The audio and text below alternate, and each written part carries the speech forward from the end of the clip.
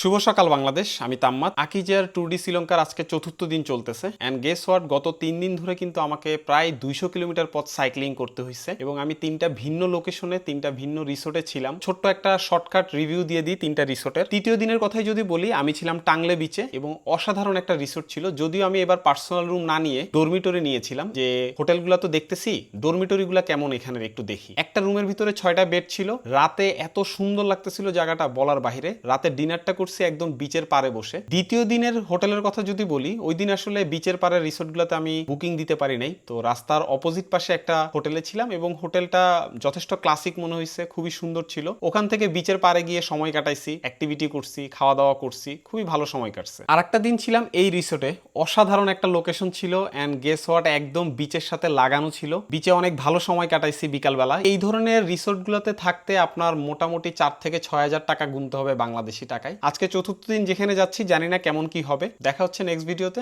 আল্লাহ হাফেজ। এই সফরে আমার সঙ্গী হিসেবে আছে আকিজ এয়ার। সেরা রেটে যে কোনো ডেটে টিকিট কাটুন আকিজ এয়ারে।